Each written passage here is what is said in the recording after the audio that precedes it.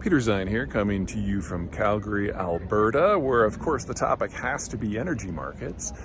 We've had some interesting things going down in the Russian space over the course of the last couple of weeks. It now looks to be pretty certain that the Russians are not going to be able to pull any sort of fast victory here, and the war is going to be a long, grinding process, really, no matter who wins, which means that anything that is necessary to keep Russian oil flowing is going to be very problematic. So if it's east of the Urals, in eastern Siberia, that is all stuff that's going to go to zero. The Russians do not have the technical expertise to operate the reservoirs, and it's just a question of whether this stuff goes offline in 3 months, 6 months, a year, 2 years, 3 years. We don't know. We've never had the sort of collapse of technical workers in an oil field, oil zone ever before, so we don't know how fast to expect it to go offline.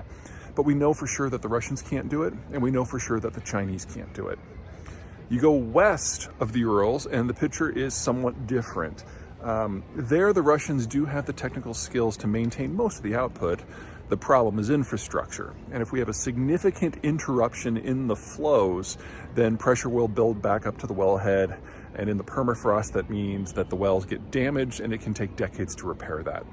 So based on what happens with sanctions on the war, that can go to zero too, but it's subject to a lot of things that will happen beyond Russia. So in the east, you know it's going to go offline. The question is the timing.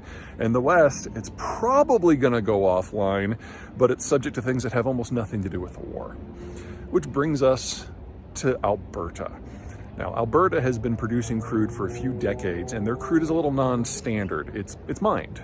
Either they have to run some electricity or some steam into a reservoir to melt it out, or they have to physically mine it. Either way, it's very heavy, very high in sulfur, very thick. It's very technically difficult to recover.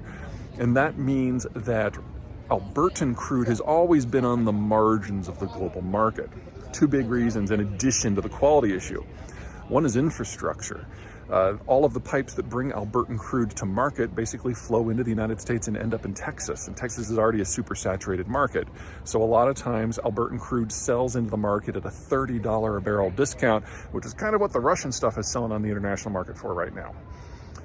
Second is cost. As you might think, mining something that for everyone else is a liquid is kind of expensive. And so Albertan crude traditionally has sold for, or has had a break-even price of around $90 or $100 a barrel. So you only get a lot of activity expanding in the Albertan oil space in times when energy prices are just in times when energy prices are just through the roof. But things have been steadily changing for the last 7-8 years. Incrementally, the Albertans have managed to squeeze a little bit more oil out of every well that they've got, and incrementally they've dropped down the cost per barrel. So we're now in an environment where most Albertan crude breaks even at about 55. The average break even for Russian crude is 54. So for the first time, the Albertans are price competitive with a country that is suddenly turning into a marginal supplier. Now, all of the normal problems remain. We're moving into a capital shortage period. Oil's capital intensive, especially in Alberta.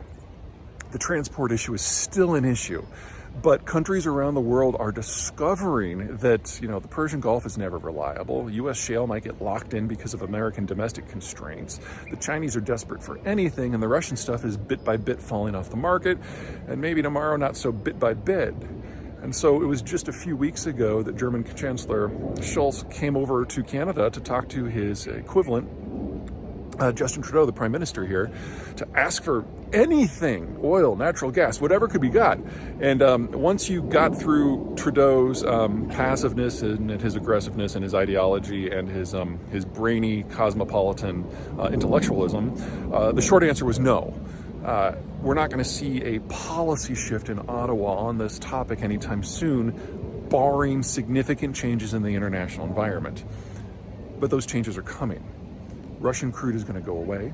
American crude is going to probably become more locked up in the market for political reasons. And that leaves Canada as one of the very few countries, and Alberta as one of the very few oil provinces on the planet that might actually be able to contribute to a solution. But it requires a policy shift first. Okay, that's it from me. Until next time. Hey everyone, Peter Zeihan here, coming to you from home in Colorado, and today's topic is Russian crude. There were a lot of efforts early on in the war, especially by the Europeans, to shut Russian crude oil out of the market. All told, roughly 6 to 7 million barrels a day of Russian crude and product goes west to Europe. They are by far the primary consumer, and they are primarily in control of the infrastructure that allows delivery, so it's really hard to send it anywhere else. What you can do, however, is put it on a tanker and ship it around Africa and through Suez and get all the way to India and China, and that is what is happening. In the early weeks of the war, we did see about 1 million barrels a day of Russian output shut in. It was a very good start, but then these longer haul tankers came into play, and the Russians are more or less back where they were in terms of volume of output. They're having to give discounts of $30 a barrel, but they're still getting their crude out, and the Indians in particular are very happy to buy it.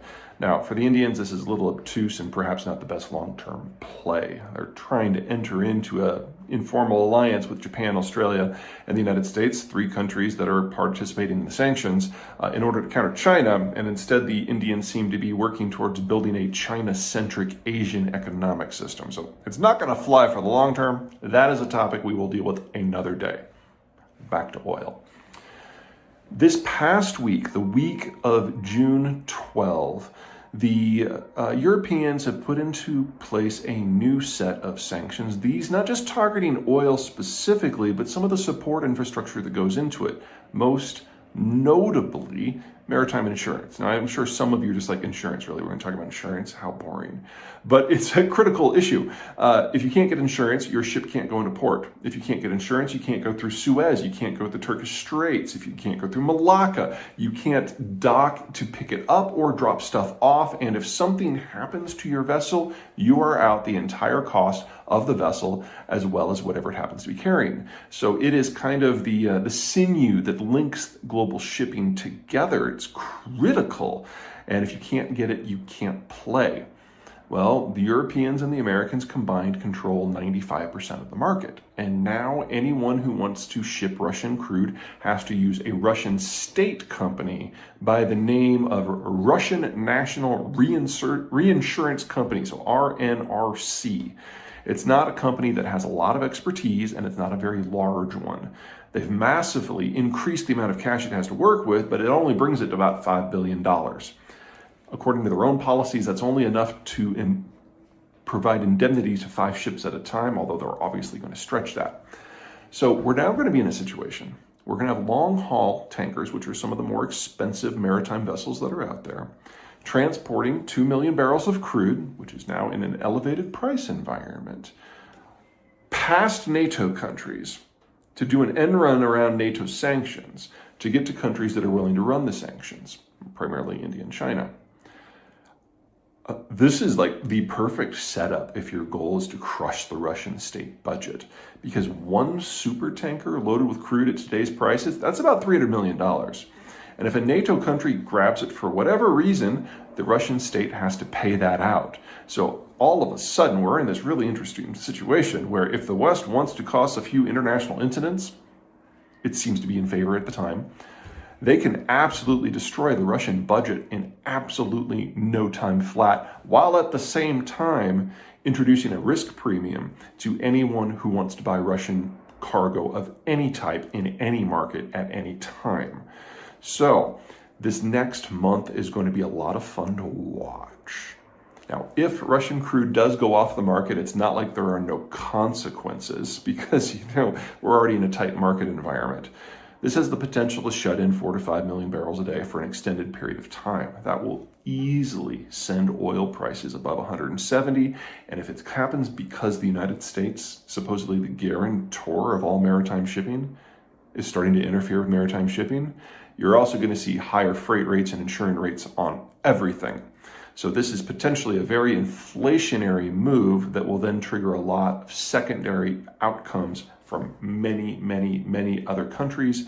It's time to start thinking more aggressively about the United States, for example, barring the export of crude oil in order to keep its own market under control from an inflation point of view. We're now getting to the environment where that is coming up very fast, and it's going to be fun. Okay, look what I got.